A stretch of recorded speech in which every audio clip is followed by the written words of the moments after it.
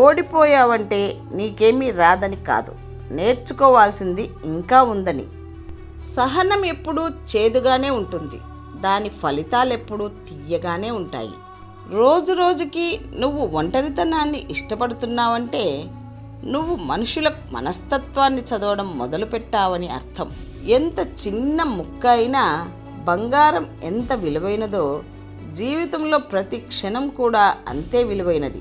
శత్రువుకు ఒక అవకాశం ఇవ్వాలి, స్నేహితునికి 2 అవకాశాలు ఇవ్వాలి, కానీ దేశద్రోహికి ఒక్క అవకాశం కూడా ఇవ్వకూడదు. కాదని ఇచ్చినట్లయితే మీ వినాశనానికి మీరే కారణమవుతారు. నేను చేయగలను అని ఒక పని పట్ల పట్టుదల కలిగి ఉంటే మీరు ఆ పనిని సగం చేసినట్లే. ఎప్పుడూ గెలుపు కొరకు ప్రాకులాడవద్దు. నీకిష్టమైన పనిని నమ్మకంగా చేయి, విజయం దానంతట అదే వస్తుంది. సాధించాలనే తపన మన సామర్థ్య లోపాలను, బలహీనతలను అధిగమించేలా చేస్తుంది. మంచి అనేది మనసులో ఉండాలి, చేసే పనిలో ఉండాలి, ఊరికే చెప్పే మాటల్లో కాదు. ఆడపిల్ల ఏడిస్తే అరిష్టం అని చెప్పే సమాజం అదే ఆడపిల్లను ఏడిపిస్తే అరిష్టం, అనర్థం అని ఎందుకు చెప్పదు? ఎదుటివారిని చూసి ఏడవడం కాదు, ఆ విధంగా పైకి ఎదగడానికి కష్టపడి పనిచేయాలి. అటువంటి ఆలోచన మనసులో బలంగా ఉండాలి. మంచి ప్రణాళిక సిద్ధం చేసుకోవాలి. అంతే తప్ప కష్టపడడానికి సిగ్గుపడితే జీవితం నాశనమవుతుంది. సోమరితనం మనిషిని మరింత చెడ్డ వ్యక్తిగా మారుస్తుంది. జీవితంలో గొప్ప వ్యక్తిగా ఎదగడానికి కృషి చేయాలి. శ్రమిస్తే శరీరానికి మంచిది, ప్రేమిస్తే మనసుకు మంచిది, నవ్విస్తే నలుగురికి మంచిది. అధికార వాంఛ, అసూయ ఈ 2 విషయాల గురించి జాగ్రత్త వహించండి. ఇవే నాశనానికి మూల కారణాలు.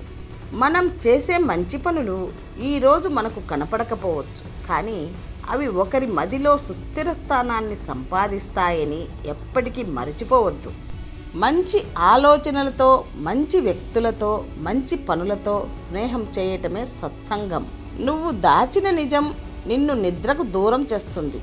నువ్వు చెప్పే నిజం మనుషులకు దూరం చేస్తుంది. రోజులన్నీ మనవి కావు. ప్రయత్నించిన ప్రతిసారి విజయం రాదు. పరిస్థితిని బట్టి మారకపోతే జీవితంలో ముందుకు సాగలేము. నువ్వు ఎలా ఉన్నా నిన్నుగా స్వీకరించేది తల్లిదండ్రులు మాత్రమే.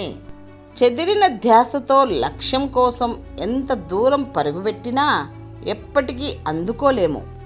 వీడితో మనకేంటి అని అనుకున్న వాళ్లే వీడుంటేనే మన పని అవుతుంది అనుకునేలా ఎదగాలి. అదే గెలుపు అంటే. కోపానికి ఎంత దూరంగా ఉంటే సంతోషానికి అంత చేరువగా ఉంటాము.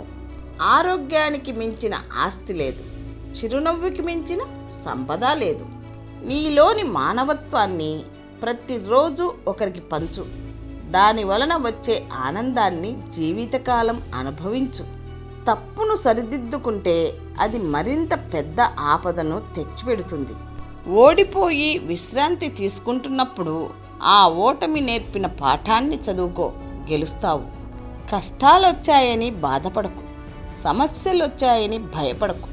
బ్రతికి సాధించు, గెలిచి చూపించు. అప్పుడే నువ్వంటే ఏంటో అందరికీ తెలుస్తుంది.